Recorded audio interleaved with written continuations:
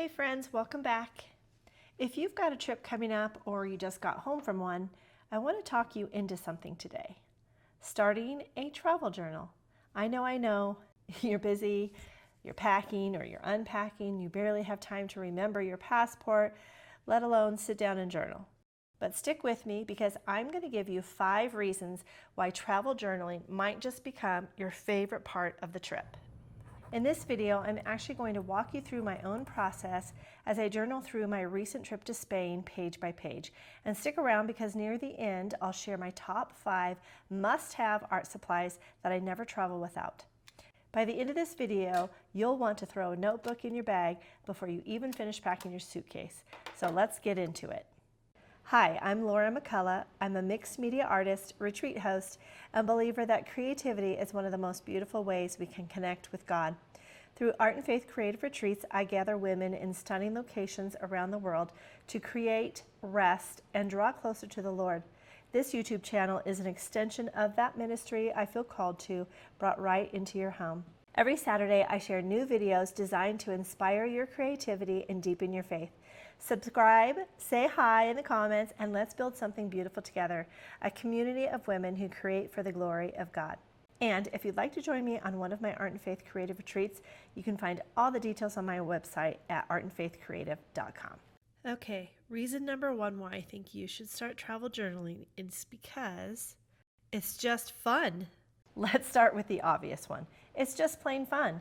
There's something so satisfying about sitting at a cafe with a coffee, flipping through the little souvenirs and ticket stubs from your day, and turning them into something beautiful on paper.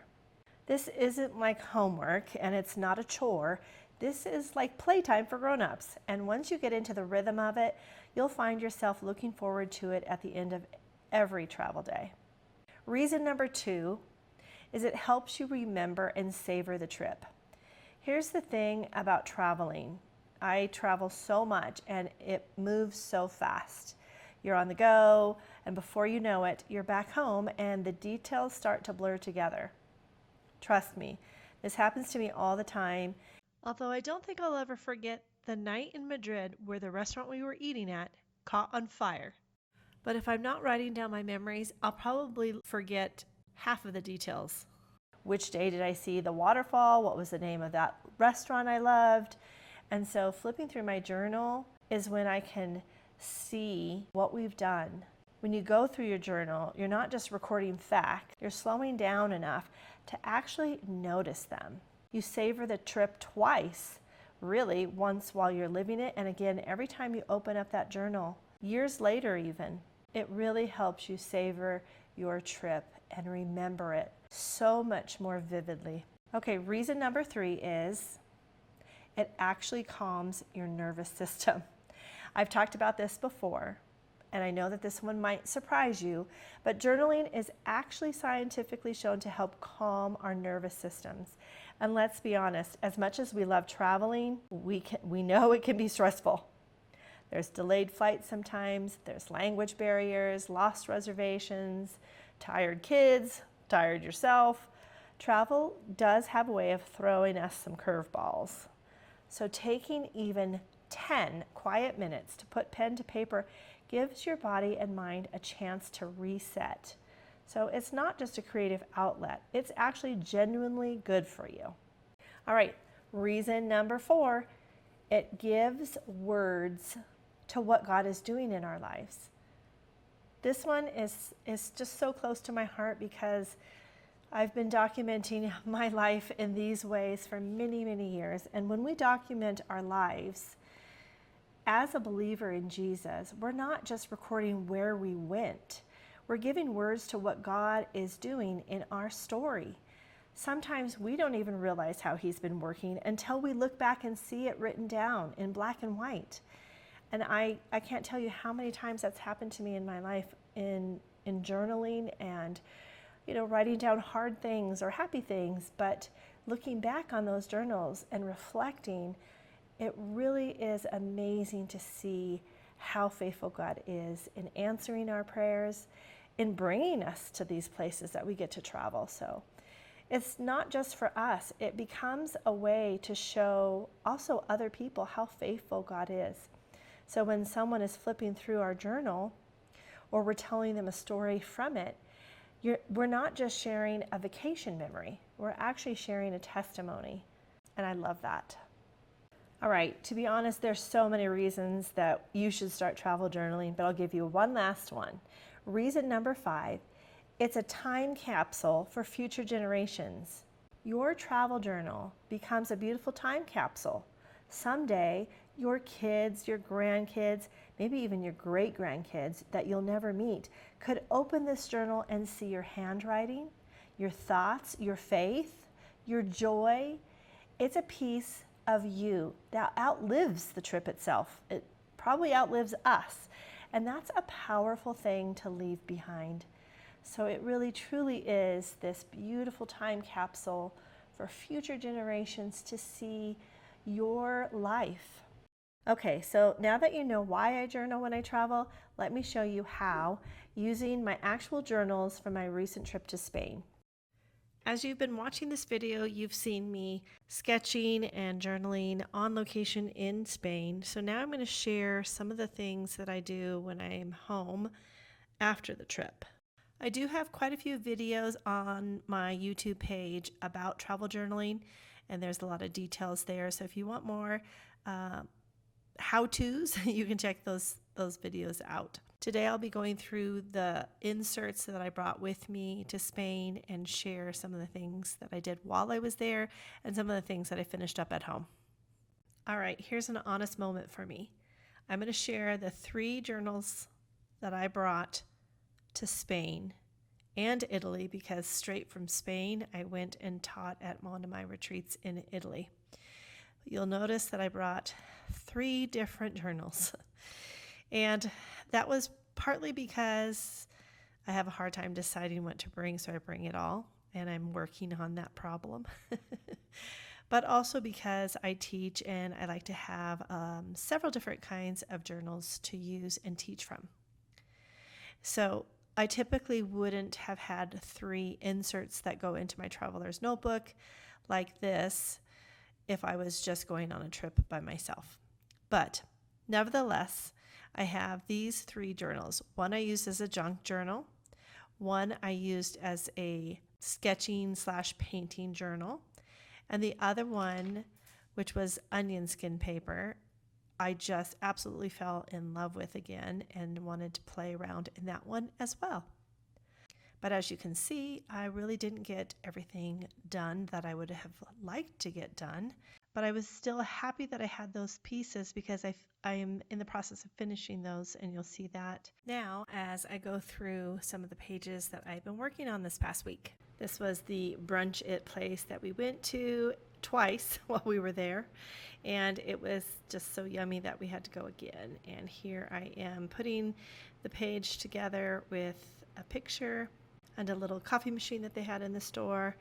And it was just a fun page to create. I was not crazy about the Madrid, the word Madrid at the top, and how I kind of swooped down too low.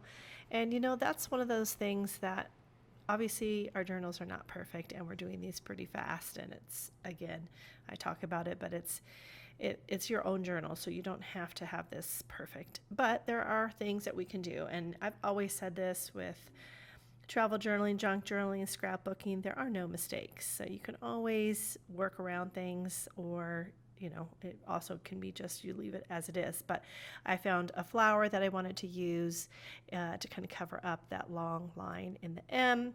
And then I just went ahead and cut only the part that was over the page because I didn't want it to be sticking out. But I did also want it to cover the whole page. So I just used half of the flower, and it worked out perfect.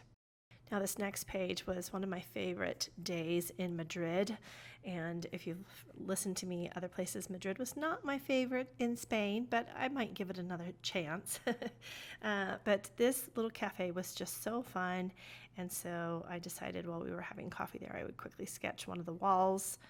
So here I'm showing you 2 pens that I usually take with me. They are both brush pens, like almost like a marker with ink, so they're like an ink brush pen, and they're both also from, I think, Japan. So I love them both, but one is a little bit smaller, and I feel like I have a little bit more control over it. So I'm using the Pentel, which is the black one. I made a boo-boo. So this is learn from my mistake. When you're using this kind of brush pen, they do not dry instantly. They take a little bit, not too long, but I ended up ruining the speakers for the record player and smudged it with my hand. Now, it's not like worth obviously throwing this away, and there are workarounds. So you'll notice as I'm doing this page that it'll still always be there, but with all the other color on this page, it really doesn't show up. And again, this is just my travel journal from the trip, so it doesn't really matter in the long run. I love this page though, and I was looking at the photo that I took for reference and just kind of playing with all the colors. It's not exactly how every single record was there, obviously, but I just love the color of this page. And I forgot to show the process of the left side of the page, so I'll show that when we do a flip through at the end. And then I thought that this was kind of just something fun I wanted to show you. This is actually going to go in my junk journal, which I will also show the flip through at the end. This was a museum. Actually, this was the Palace in Madrid. And this room was just amazing. I love this room. It's monochromatic, and I just absolutely love these chairs. So I took a picture of them, and then when I got home, I just decided to pencil it out and then use marker and a little bit of gold watercolor. And it was just so fun, and I decided to cut it out because I wanted to use it in my junk journal. So I'm just cutting it out here, and then here is the flip through of my junk journal.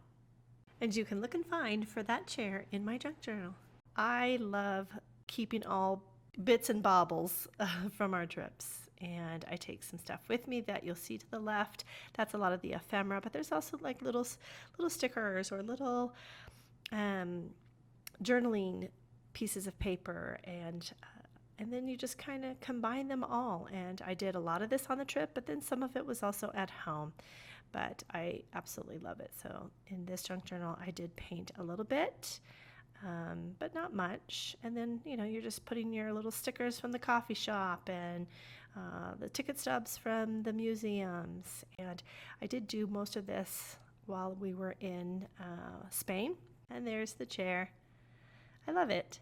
That was the Royal Palace. That was not the room that this chair was in, but it's just a fun memory and a little creative prompt, and just played around in this journal. And I want to show you in a little bit how happy I am that I did that, because you don't remember all the details. So it's just, you'll see some of these pages are not finished yet, but they'll get finished. And so you'll see as I get further along, I have created titles at the top of the things that I wanted to remember.